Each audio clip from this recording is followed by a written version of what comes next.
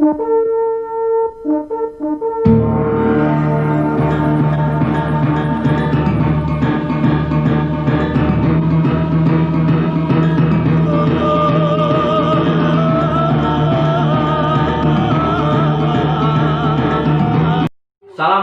warahmatullahi wabarakatuh. Selamat pagi anak-anak.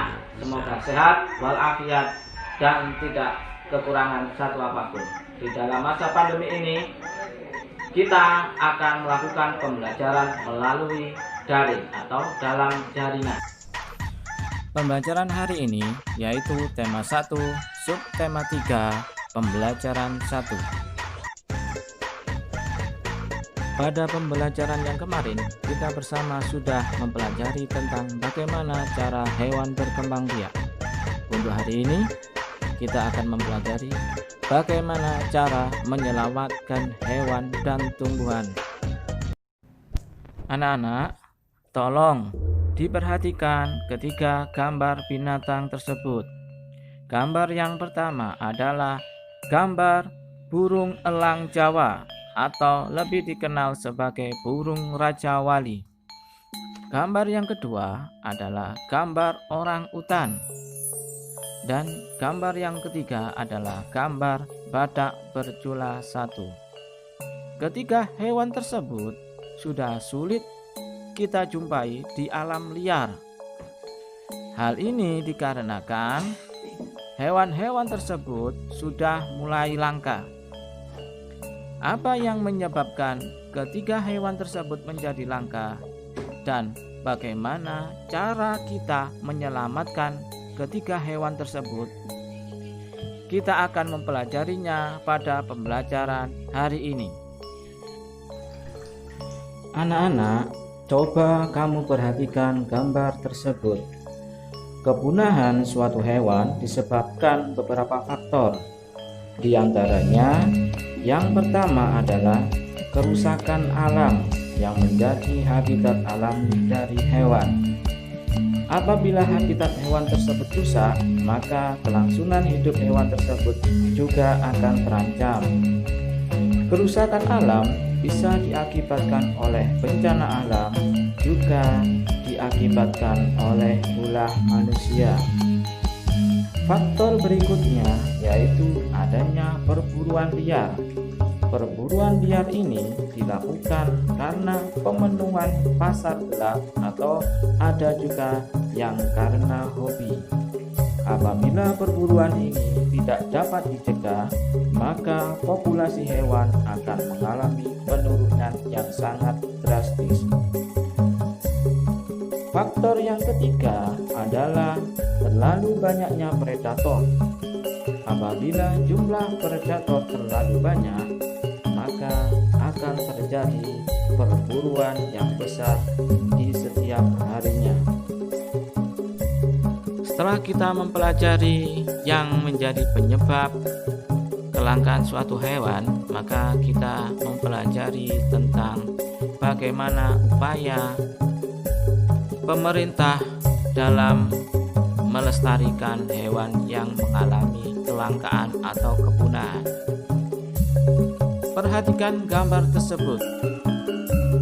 Gambar yang pertama adalah usaha manusia dalam menjaga populasi suatu hewan, yaitu dengan cara melakukan reboisasi atau menjaga lingkungan atau habitat suatu hewan.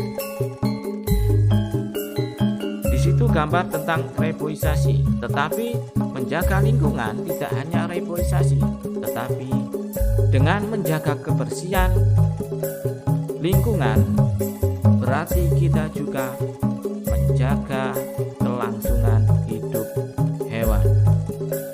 Yang kedua, dengan adanya peraturan perundang-undangan yang melarang adanya perburuan liar, dengan peraturan yang mengikat, diharapkan manusia tidak melakukan perburuan secara ilegal dan liar. Yang ketiga yaitu cara dalam menjaga populasi hewan dengan jalan mendirikan suaka marga satwa, seperti contoh kawasan suaka marga satwa Palian. Ada juga tempat penangkaran. Di suaka marga satwa, hewan dijaga dengan baik kondisi habitatnya dan juga populasinya serta ekosistemnya, sehingga hewan-hewan tersebut dapat berkembang biak dengan baik tanpa ada ancaman dari manusia. Akan tetapi, ketika program pemerintah ini tidak akan berjalan dengan lancar bila tidak ada dukungan dari masyarakat. Oleh karena itu, harus ada kerjasama antara pemerintah dan masyarakat, sehingga terjalin hubungan yang baik dan kelangsungan hewan bisa terjaga dengan maksimal.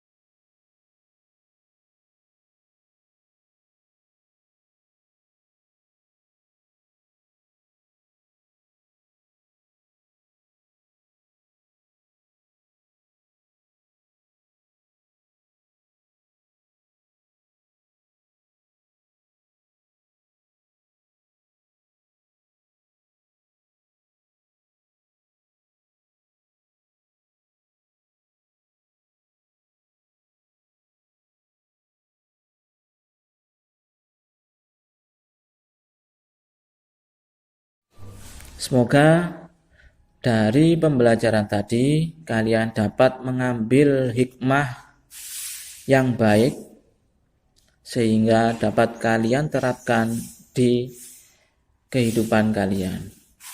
Ingat sekali lagi pesan saya, tidak ada makhluk yang diciptakan itu sia-sia.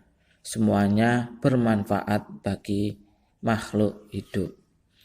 Sebagai wujud cinta kita kepada tumbuhan dan hewan, alangkah baiknya sebelum makan kalian baca bismillah, dan setelah selesai makan baca alhamdulillah.